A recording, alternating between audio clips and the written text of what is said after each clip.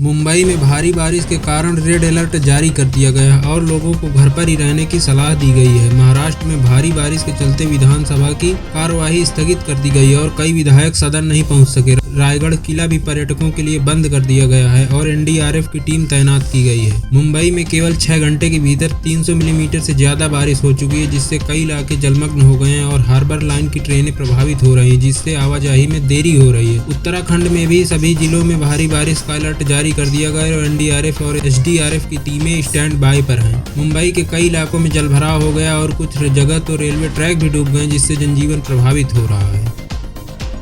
कांग्रेस सांसद राहुल गांधी ने मणिपुर में राज्यपाल अनुसुईया उइके से मुलाकात की और इम्फाल में हिंसा पीड़ितों से मिले। उन्होंने चुराचांदपुर और जिरीबाम कैंप में राहत शिविरों के पीड़ितों से मुलाकात भी की। मणिपुर में स्थिति को लेकर उन्होंने कहा कि वे सुधार की उम्मीद कर रहे हैं, लेकिन दुख की बात यह है कि कोई सुधार नहीं हुआ। इसके अलावा राहुल गांधी ने असम के कछार में बाढ़ पीड़ितों से और सिलचर में लोगों से मुलाकात की। अपने संसदीय क्षेत्र रायबरेली में उन्होंने बछरामा के चुरवा हनुमान मंदिर में पूजा अर्चना की। हालांकि खराब मौसम के चलते उनका हेलीकॉप्टर लैंड नहीं कर सका, इसलिए वो सड़क मार्ग से ही रायबरेली पहुंचे। प्रधानमंत्री नरेंद्र मोदी ने ट्वीट कर राष्ट्रपति व्लादिमीर पुतिन का उनकी मेजबानी के लिए आभार व्यक्त किया। उन्होंने ट्वीट में कहा कि कल भी बातचीत का इंतजार कर रहे हैं वो। जम्मू कश्मीर के कठुआ में सेना का सर्च ऑपरेशन जारी, जहां आतंकियों के हमले के बाद उनके फरार होने की आशंका जताई जा रही है। इस हमले में अब तक भारतीय सेना के 5 जवान शहीद हो चुके हैं और कई घायल हुए हैं, जिसमें से 2 की हालत गंभीर है। सेना की गाड़ी पर ग्रेनेड फेंककर हमला किया गया, जिससे मुठभेड़ शुरू हो गई। सूत्रों के मुताबिक इस हमले में पाकिस्तानी आतंकियों के शामिल होने की संभावना है और कुछ स्थानीय लोगों ने उनकी मदद की। स्थिति को संभालने के लिए स्पेशल फोर्स के कमांडो को विमान से कठुआ भेजा गया है और फरार आतंकियों पर कार्रवाई तेज कर दी गई है। घायल जवानों को इलाज के लिए पठानकोट सैनिक अस्पताल में भर्ती कराया गया है। सर्च ऑपरेशन में 2 से 3 आतंकियों के शामिल होने की संभावना है और सेना पूरी मुस्तैदी से उनकी तलाश कर रही है। झारखंड के मुख्यमंत्री हेमंत सोरेन को जमानत देने के लिए हाईकोर्ट के आदेश को चुनौती देते हुए ईडी ने सुप्रीम कोर्ट का दरवाजा खटखटाया। इसी बीच झारखंड कैबिनेट का विस्तार हुआ, जिसमें पूर्व मुख्यमंत्री चंपई सोरेन को मंत्री बनाया गया है। मुख्यमंत्री हेमंत सोरेन ने बहुमत भी साबित कर दिया है। हाथरस हादसे में पुलिस ने सत्संग में मौजूद 2 और आरोपियों को गिरफ्तार कर लिया है। इस घटना की एसआईटी रिपोर्ट पर योगी सरकार ने बड़ी कार्रवाई की है, जिसमें एसडीएम समेत 6 अफसरों को सस्पेंड कर दिया गया है। एसआईटी ने करीब 300 पेज की रिपोर्ट सौंपी है, जिसमें 119 लोगों के बयान शामिल हैं।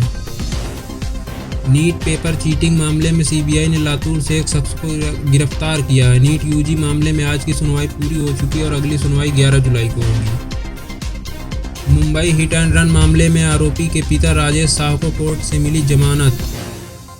बिहार में वाल्मीकि नगर बैराज स्थित कंट्रोल रूम पहुंचे सीएम नीतीश। गंडक नदी के जलस्तर का लिया जायजा। पंजाब में बब्बर खालसा इंटरनेशनल का सदस्य सिमरनजीत बबलू खुफिया ऑपरेशन के दौरान गिरफ्तार।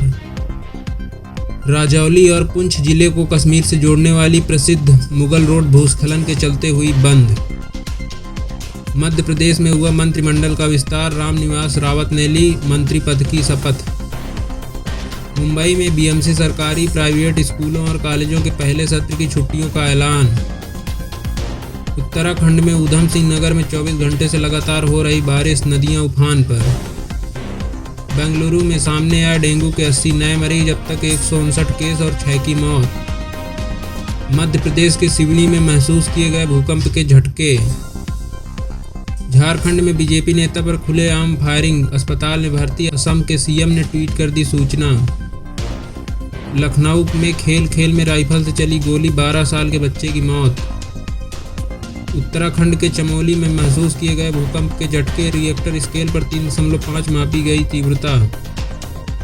भारत की विकास की रफ्तार से आज दुनिया हैरान, मॉस्को में भारतीय समुदाय के बीच बोले पीएम मोदी। मध्य प्रदेश में सुरक्षा बलों के साथ मुठभेड़ में 14 लाख के इनामी नक्सली ढेर। तमिलनाडु के विरुधुनगर में पटाखा निर्माण फैक्ट्री में विस्फोट, 2 लोगों की मौत और 2 घायल। दिल्ली पुलिस ने किया इंटरनेशनल किडनी रैकेट का भंडाफोड़, वरिष्ठ महिला डॉक्टर गिरफ्तार। प्रयागराज में गंगा और जमुना का जलस्तर बढ़ा, प्रशासन ने जारी किया बाढ़ का अलर्ट।